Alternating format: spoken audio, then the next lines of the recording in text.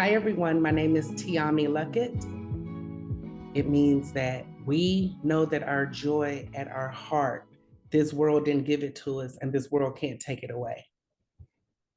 It means collectively, if we acknowledge our joy, we can also sympathize with each other's pain, and we know that we're stronger together in numbers. That's what they're so afraid of.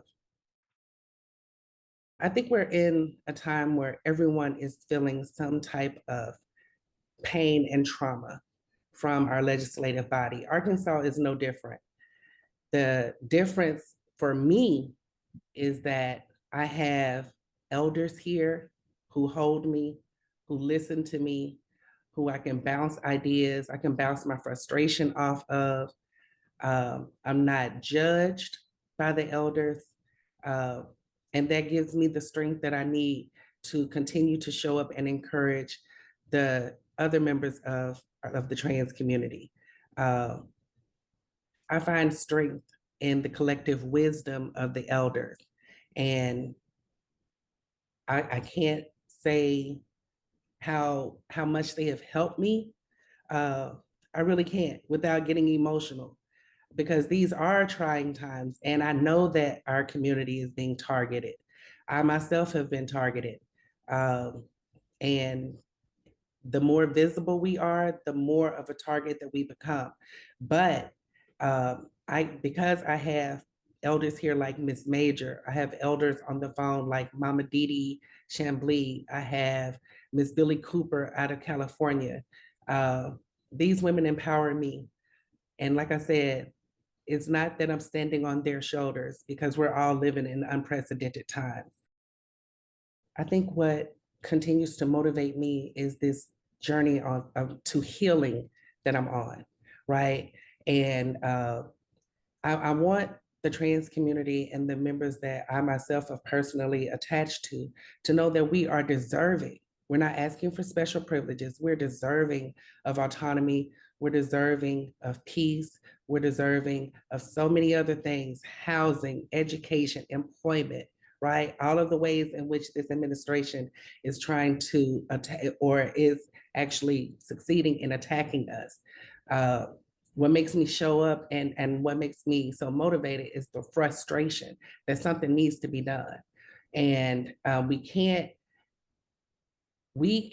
as a community, people living with HIV, get to the response that we're hoping to get to if we're willing to leave members of the community behind, right?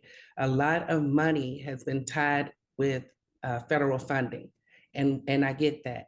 But at the same time, a lot of the work that went into getting that federal funding, trans people were on the front lines.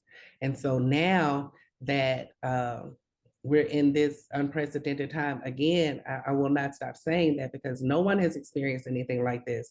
And trans people are a definite target. It is not happenstance. Any news channel, trans bad, right? Trans bad, trans bad. So many distractions thrown at people, and it causes violence to be inflicted upon us, right? And so before we succumb to wanting to end it all, I need my people to know that someone does care. And I just feel as though, with the promise that I made to my higher power when I learned of my diagnosis, I'm just walking in my purpose. And so that's also a part of my motivation, feeling that I have a purpose in this life. This is going to answer part of the question about taking care of myself, right? I do put a lot of energy into making sure that with the access and privilege that I have, that I can be a support and resource to my community when they need it, right? But at the same time, with everything that's happening, it is nonstop, right? So I wasn't taking care of myself, and I had to do a deep assessment exactly of what joy was to me. I don't have any children. I don't have a pet. But what I do have in this apartment with me is living plants that I'm taking care of, And I laughed today. I was overjoyed at how they're just blooming, right? Even in my absence, I'm trying to be a living example that it is okay to be good to yourself just as much as you are good to other people. I want the world to know that although sometimes I try to walk away from my power and I try to dim my light, uh, because I don't want to come off a certain way. And it's not that I'm trying to people please. Um, it's just that I think that we have to move about this work with a sense of humbleness, right? It's not about me. It is not about me. It never has been about me.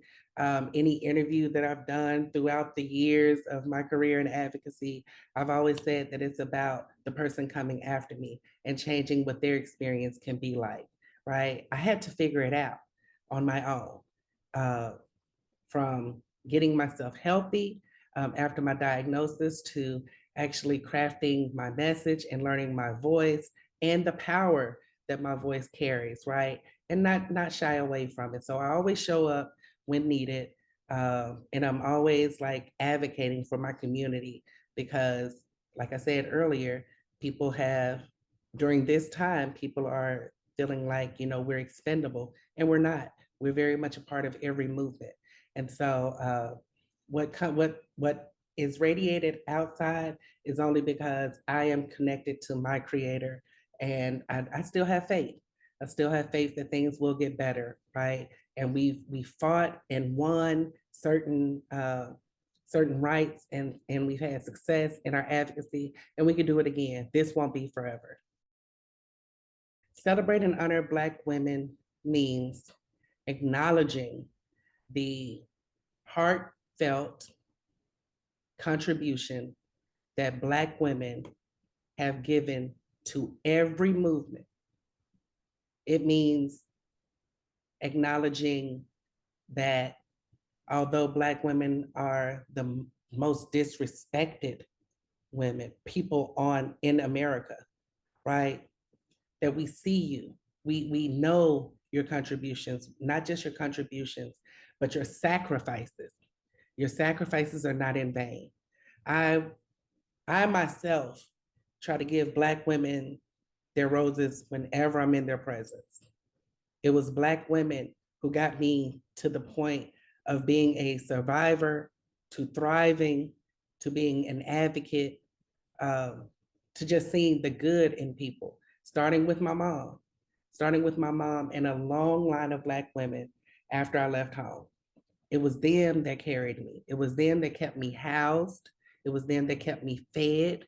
It was them that kept me just loved upon. And I will never forget that. And in my personal life, I've gone back home and told the women who had a place for me to sleep, just because I'm not there and we don't communicate as much, please don't think that I have forgotten how you carried me through, how you were my saving grace and that angel that carried me through.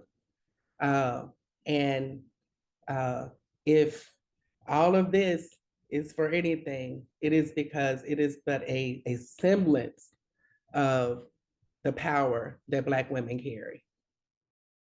I feel most joyful when I'm just at home.